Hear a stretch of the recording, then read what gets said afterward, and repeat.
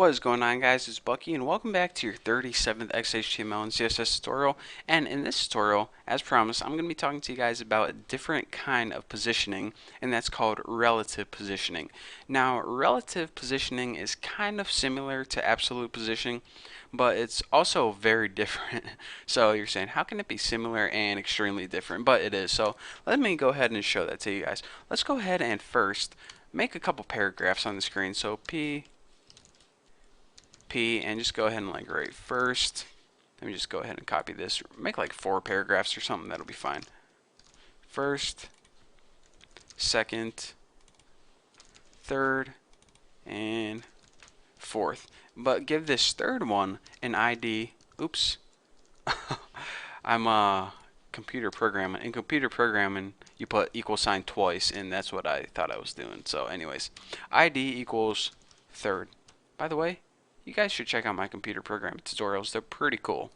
That's just a side note. But anyways, now for our third paragraph, let's first of all give it absolute positioning because that's what we know already. So in order to do that, go ahead and make your ID third and go ahead and give it a border of like, whoa, definitely spelled that wrong. Border 1 pixel solid green. That'll make it easy to see. And what else can we do? Position absolute. And now let's go ahead and move it top 60 pixels and also left 30 pixels. I don't like my top and left to be the same. So anyways, if we go ahead and save this, what we're going to see is this. We're going to see 4 paragraphs on the screen, and then we're going to see that third paragraph move 60 pixels down from this top point right here and 30 pixels right. So somewhere right in there. So check it out. We have the first, second, third, and this third box right here from the top left corner of your screen is moved down 60 pixels and right 30 pixels because that's what absolute positioning does. It takes this coordinate right here and it moves your box in relation to there. So let's go ahead and now, instead of absolute, type in relative and save this, and look how it changes. The box is now down more and over to the right the same. So we're saying, alright, what exactly is going on? Because this is kind of confusing. So instead of 60 pixels from the top, it's now a lot more.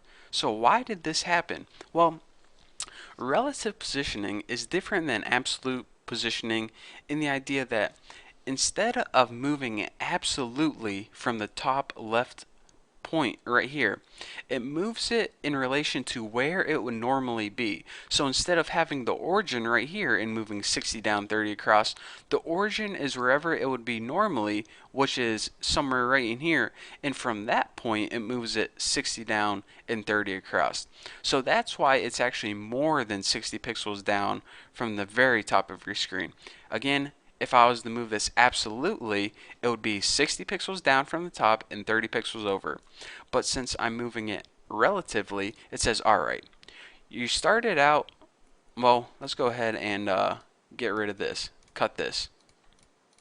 So you started out right here by default. So here is your starting point right here.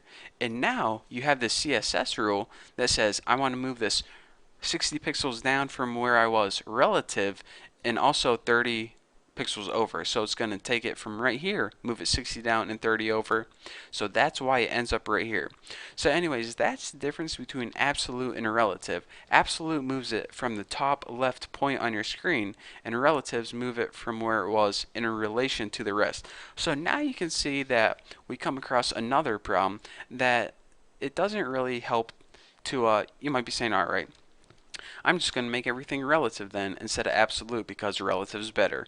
Well, we come across this problem. You see, instead of just taking this piece out right here and continuing the flow where first, second, fourth, instead of just moving this fourth up and filling in the gap, we now have a space or a gap of where that box used to be right here.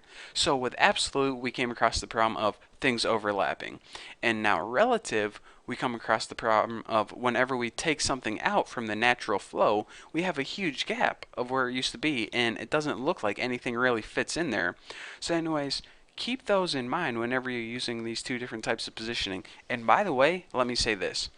People usually don't lay out a web page all absolute or all relative. This isn't like a choice where you choose one or the other. Yes, you can make an entire web page all absolute or all relative, but you usually use them in conjunction with one another. For example, you might have your outside box relative and every inside box inside that would be absolute. That is a common technique that people use. But anyways, I just want to, get that in your head, because in case you thought I was teaching guys the different ways of laying out a website, don't think like that. Think, how can I use these techniques together in order to give my webpage the look that I need to achieve? So anyways, there is one last type of positioning that I'm going to be teaching you guys about, and then after that I'm going to show you guys how to tie everything together and give your website the exact look and feel that you guys want. And it's going to be awesome. You guys are going to be making beautiful websites in no time. So for now, thank you guys for watching. Don't forget to subscribe, and I'll see you in the upcoming videos.